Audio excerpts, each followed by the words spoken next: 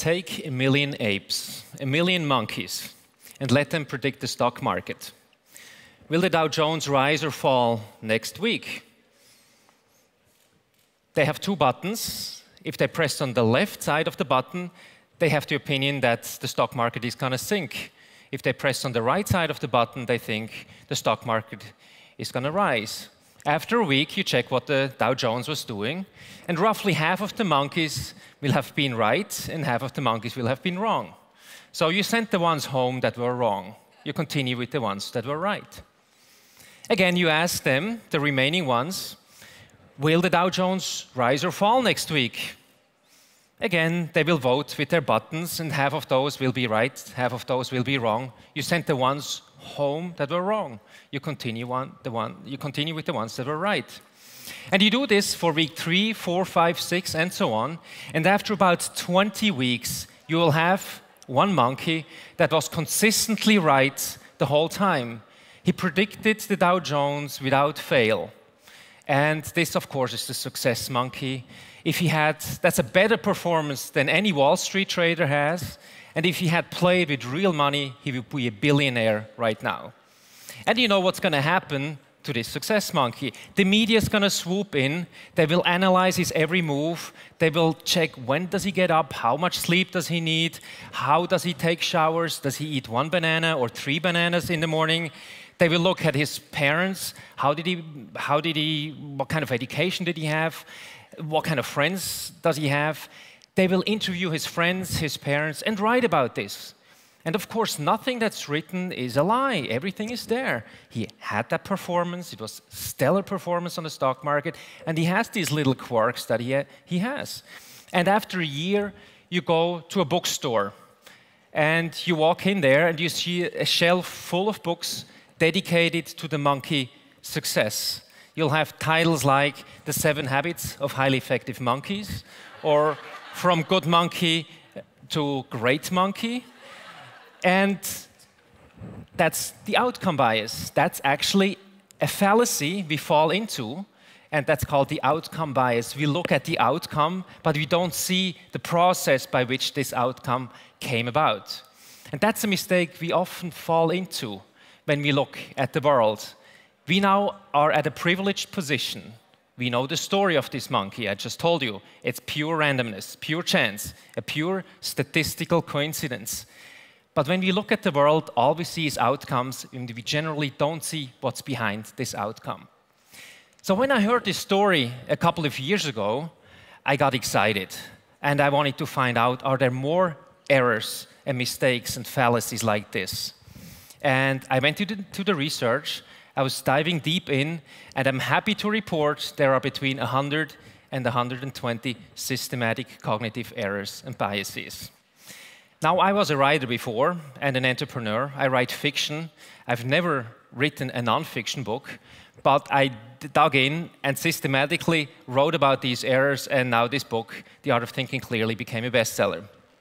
Now, clearly, we don't have time to go through all the 100 to 120 cognitive errors today. Irresponent has already talked about some biases today, and I will just give you another 2 biases. That way you see in which direction we are. I went with my wife to the movie theater. We had purchased the tickets before. And on the way, it was a beautiful summer night, beautiful lush weather, and I was telling her, do you really want to go to the movies? Why don't we just sit on the lake and watch the sunset? Wouldn't that be nicer than sitting in a dark room right now? And she said, well, I'd love to do that too, but we purchased those tickets already. They cost $20, and we're going to lose the $20 if we do that. And that is a classic mistake we always fall into, and it's called the sunk cost fallacy. The $20 have been spent already. They should not have any say in what decision we take now. It's non-recoverable expense. So we should just take this moment and say, do I really want to go to the movie right now, or do I want to sit on the lake and watch the sunset? The $20 should not play a role at all. But we see this very often, that non-recoverable expenses, stuff we have already invested, somehow creep up to us.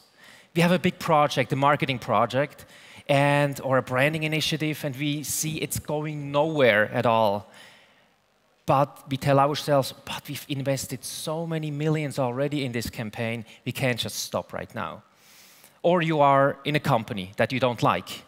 You want to make a career move, you think about it, you actually should switch, but then you say, well, I've invested so many years with this company, I can't just leave right now.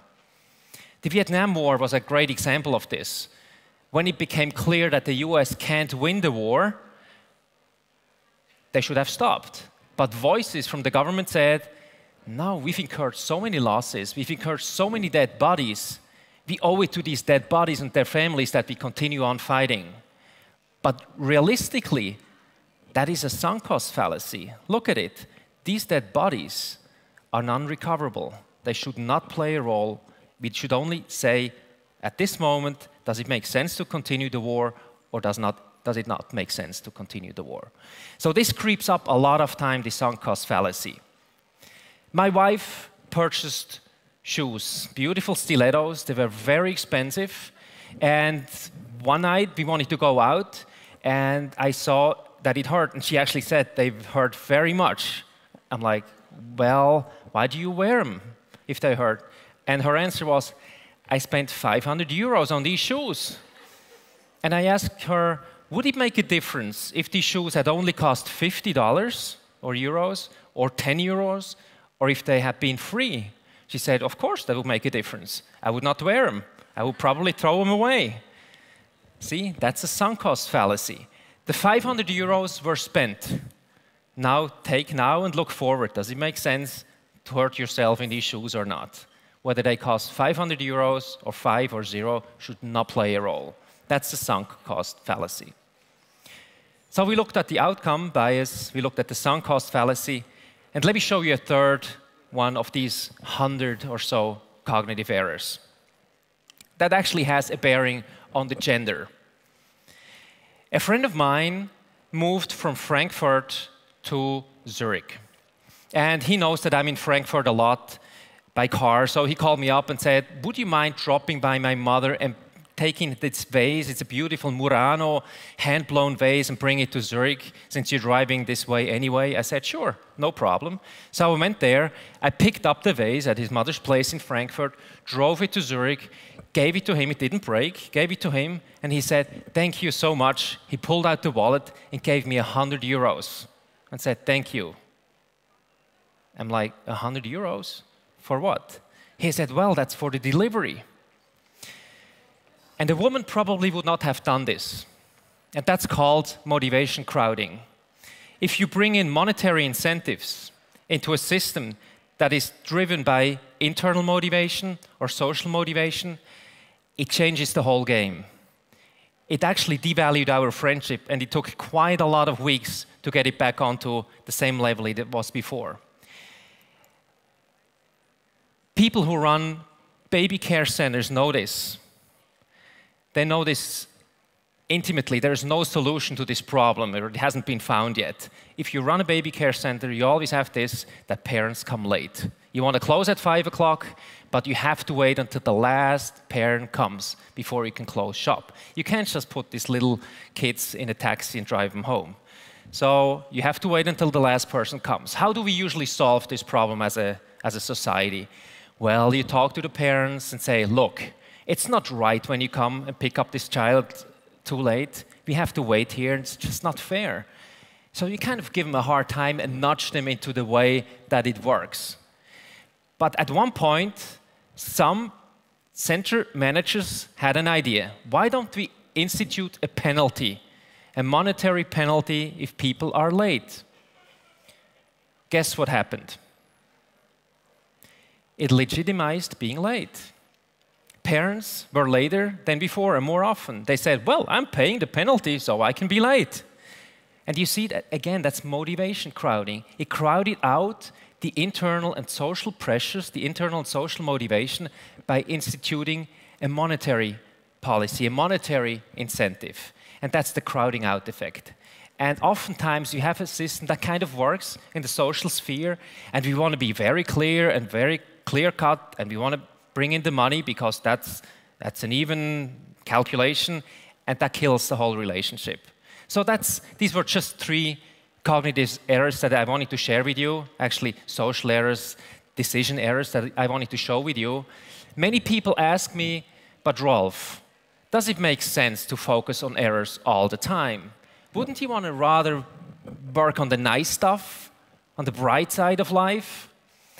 And it took me a long time to find a framing for that way of looking at the world. And here is the framing.